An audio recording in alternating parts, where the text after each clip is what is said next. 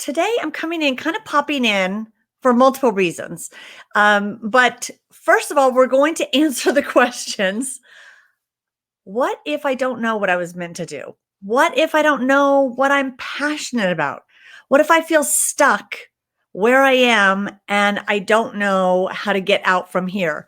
And the reason we're going to answer that, we're kind of riffing this morning, and I'm also on the other side of it, I'm also experimenting because we are going live this morning on Facebook and on YouTube.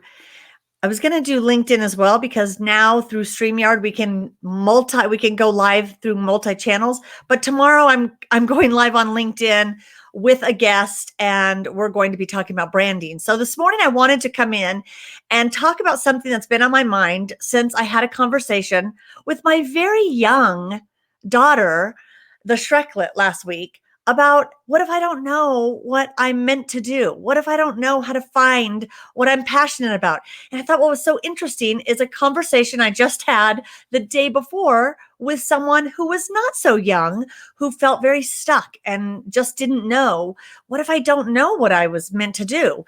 And I just thought it was interesting because I think we always think the person that's stuck is our age. We don't really think of it as, well, when you're 23, you can't feel stuck. You're just starting. So I just found this to be something that kept playing in my mind over and over. And then as I was driving back from Arizona on Saturday back to Colorado, this kind of, it's a 13-hour drive, and I usually listen to two or three books on Audible.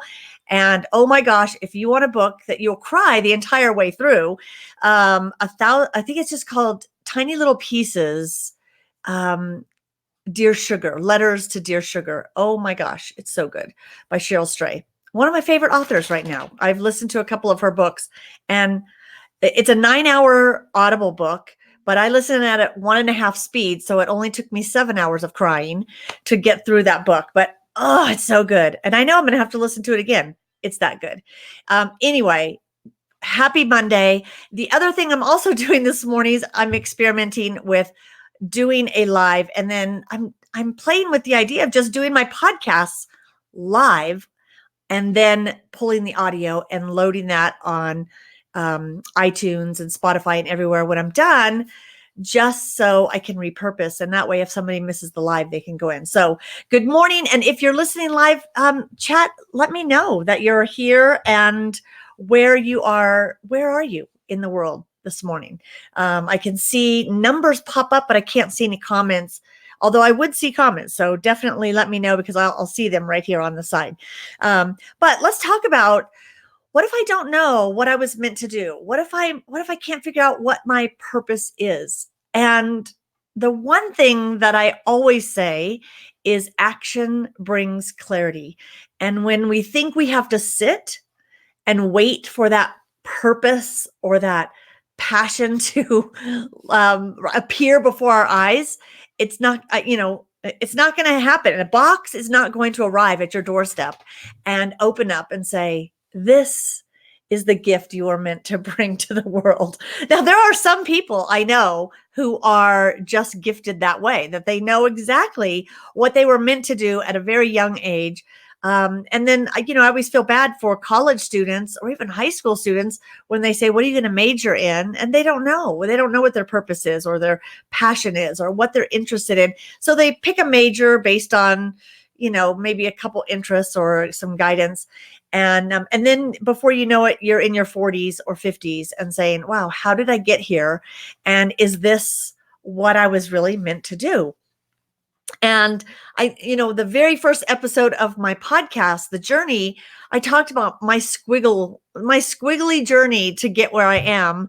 And it was not I knew what I wanted to do in high school. I didn't know it wasn't until I just started taking action and moving did I just discover things that I really enjoyed and things that I felt like, wow, I'm really good at this. And some things you're good at, you later don't really enjoy.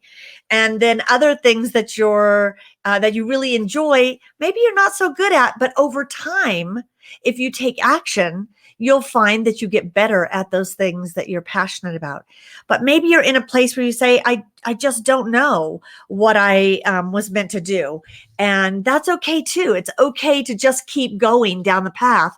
And so I want to talk about some ways to do that. But John, good morning.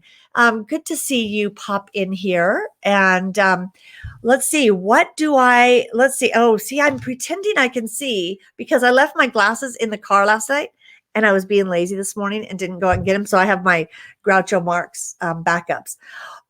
What I do tomorrow is a result of what I do today and what I did yesterday. Yeah. And I think, that's the thing, John, but how do you, if you're the person that feels stuck, and you just say, but what am I going to do today? And it's just show up and do what you're doing today and start exploring, which is another thing. I always say, don't be afraid of, welcome that process of discovery. Welcome the process of exploration. Be okay with exploring something new. And maybe in my business, I'll give an example, a simple thing of, I've been exploring for years. Well, I've been talking about and exploring for years. I need to launch a DIY piece of our business because there's so many solopreneurs and small businesses who say, I can't afford to outsource my marketing. I need to do it myself, but I need the help of somebody just doing some of this stuff for me. And so we've talked about maybe we should write a bunch of content and then we sell packages of content and photos, and it's just ready made for you and you download it and you do it yourself, but we write it for you. And finally, a couple of weeks ago, we were having this discussion and I said, you know what? Let's explore that possibility. Let's do it. Let's launch it. And let's make things happen. And I think I'm fortunate because I'm one of these people who I don't overanalyze things. I just, if I have the bandwidth, the capacity, I just do it. And then I tweak it. Okay, let's see what needs to be fixed, what needs to change. And I think not being afraid of doing things perfect first is helpful. Last week somebody asked me, I feel like I know I need to write this book. What advice do you have? I just feel stuck because I'm trying to get everything in my head perfect so I can start writing it. And I said, I heard a saying, and I don't remember who said this, but it was put your butt where your heart is. And I thought that was so good when it comes to so many things we want to do. Our heart is there, but if we would just put our butt in the chair and start doing it, you would be so much closer to getting it done than you would if you just keep wishing for it and hoping for it and dreaming about it. And that you have the heart to go there, but you don't know what action you need to take. So yeah, John says, I was stuck yesterday and I'm stuck today. A very good chance I'll be stuck tomorrow. Yeah, I think we just have to start taking action. And another thing that gets in our way is that fear of what if I start taking action and I realize, 10 years down the road, it's not the action I should have taken. And we're waiting for that path to illuminate before us and say, this is the perfect path for you. And that is not going to happen. And yesterday when I was walking the dogs, it kind of dawned on me. I was looking at the beautiful fall leaves and all the leaves coming up off the tree. And I thought, it's interesting. Trees don't hold on to their old leaves out of fear of what if new leaves don't bloom next spring? What if summer doesn't come back? I fear that when it starts getting cold. But trees don't hold on to their old out of fear of never growing again. They just let go of the old because that's what they do. And I thought, that's another thing we need to do is let go of things without fear of what if that new path doesn't open up. Let go and keep going because those new leaves do bloom automatically and things will start happening. And so I just think, yeah, John, you are so right. Life is short. We just have to start. And when it comes to anything in business or in our life looking for passion, we need to first make sure that there's action involved because action brings the clarity that you're looking for. And so, this morning, I just wanted to talk about some of the things that you can start doing. And number one is explore. Be okay with exploring. Sign up for some classes. Really inject some newness. Not necessarily look for something new to do in your business, but perhaps newness in your life that will open up different pieces in your business that will bring that new growth. And a couple fun examples. Number one, I've loved storytelling. I've always loved storytelling and crafting stories. And I always talk about my box of beads, or really they start out as rocks, and we find the rocks along our life, and they're just stories, but they're rough. They're unedited, but we collect them. And then as we polish them and edit them, we have this box that has some beautiful beads in it. And I've always looked at that concept of taking those rocks and crafting them. And then I discovered a podcast that I love called Speak Up Storytelling by Matthew Dix. Such a good podcast. It's just look up Speak Up Matthew Dix, plural. And he teaches storytelling in Connecticut. And I love this podcast. And then he wrote a book, and Storyworthy. And I listened to that book and was inspired, going, you know what? I'm going to start a monthly storytelling jam at our co-working space. And we're going to do the first one in November. And no, the space is not open yet. It's still under construction. Oh, that's a whole nother story. But we're going to have another space, and I believe it's in Lone Tree that we've kind of narrowed a couple choices, but stay tuned. But we're going to start doing storytelling. So listening to that podcast and my love of stories and telling stories and writing stories that happen in our life, all of a sudden opened up this, I'm going to explore this path of storytelling and incorporate it into the business that we already have being built, this co-working space. So, you start exploring. And then a couple of weeks ago, I just decided, I know a couple people who play the ukulele, and I always joke around saying, I want to learn to play the xylophone, or I want to play the accordion, just something super quirky and unique. And then I thought, those are really big and probably hard to carry around with me. But the ukulele, on the other hand, it looks a lot easier and portable. So I ordered a ukulele, and when it came in, the captain, he was so baffled by the fact that I just ordered a ukulele. And what am I doing? He kept saying, why a ukulele? When did you decide to play the ukulele? Like, suddenly I was this foreigner in his home. And I said, I just decided that's something I should do. I should just try it. Well, my whole family thinks I'm totally a kook, but I have been taking my lessons online. I mean, there's nothing you can't learn, and there's nothing you can't do if you put your mind to it. And yes, some people might say you're too old to learn to play an instrument.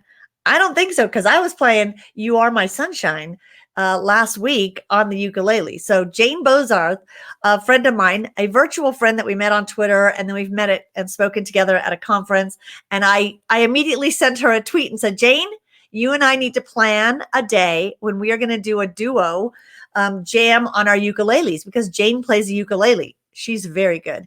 I'm just beginning, but she sent me a fun song that I need to learn, because that's the one we're going to do. And all of a sudden, this new spark out of something very random. Now, do I have a passion and a purpose to play the ukulele? No, but suddenly I'm seeing a little flicker at the end that I might be playing the ukulele at these story jams. And there's another little twist that I found out. Matthew Dick's wife, Alicia Dix, plays the ukulele. I think she's just learning as well, but she has also played at a couple of these story jams. So all of a sudden, things start working together and bring clarity. Now, those are really silly examples, fun examples, but all of a sudden they bring a spark. I also bought tickets for this Friday to go to a moth storytelling jam here in Denver. And that's another thing I've always wanted to do, and I don't know why I hadn't done it. But I told Kirk we're going on a date night. Friday, we're going to see the Moth Story Jam, even though it kind of creeps me out because it's all about scary stories. I'm not a scary movie or story person, but all of a sudden the stories are playing a bigger and bigger role in things that I'm doing. And that comes from just taking action, just starting down a path, and all of a sudden let your interests guide you there. Now, again, I'm not opening up a business around this, but you never know. And we have a co-working space going. We have our digital agency that we have going. And all of a sudden I'm seeing these threads that connect, and they might start weaving a new fabric down the line. So if you feel stuck, if you feel that you need to have this passion become clear to you, I'm going to encourage you to explore some fun things, some little things outside of the norm of your routine. I think that's another thing I'm really trying to fight. At 56, I don't want to be one of these people who sits at home every night and watches TV. Like that scares me more than a scary movie. That is a frightening thought to me. And I feel like, okay, I want to still learn to salsa.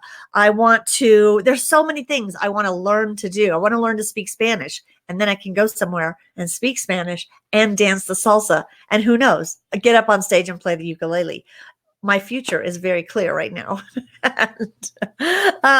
So I just think I encourage you to be more playful, incorporate some things that are really unique and different for you as you explore. And you might find, oh, I hate whatever it was, but you won't know until you try it. It was much cheaper to buy a ukulele and explore than it was to buy an accordion or a xylophone and explore. So I thought, let me explore. And if I find that, well, this isn't really that fun, I pick something different. I start storytelling jams. And if we find that, okay, I was the only one that was interested in that, that's okay. The next month we do something different. So explore and be okay. It's not a business. You're just exploring, but you will find little threads that start connecting, and suddenly your path could start opening up. And as I told a young woman who I think she was also around the Shreklets age, I think she was 24. I met her at Camp Experience a couple of weeks ago, and she came up and asked me, she told me she has these two things she's really interested in, and she just doesn't know how to decide. And I said, oh, young, sweet thing, you're so young. Why do you have to decide? It's kind of like when kids are forced to pick a sport. Our older daughter, Taylor, was very good at soccer, and she was very good at taekwondo. And she had gone to the Junior Olympics in taekwondo, and she was on a competitive soccer team.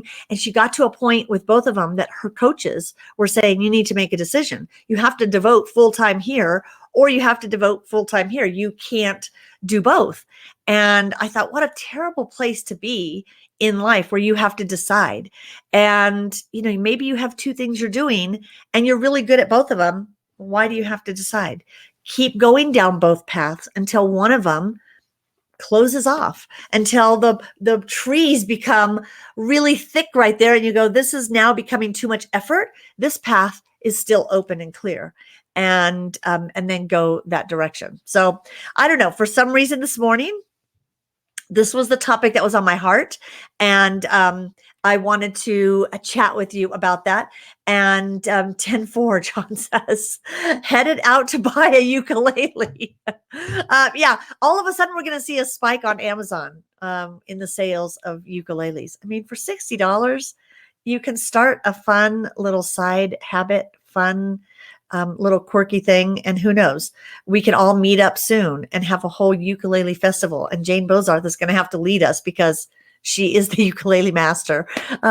Jane, you inspire me. And so I just thought, in life, we can always ask why, which Kirk was definitely asking. Why the ukulele? Like, who are you? And I always say, why not? Why not? Try it. Who knows? A little flame may ignite, and a whole new passion and path may illuminate. So I hope this week you find a little flicker that you can start exploring. And I hope you have an awesome week. And I look forward to chatting with you on social media. Connect with me on whatever social channel is your favorite. And I look forward to continuing the conversation.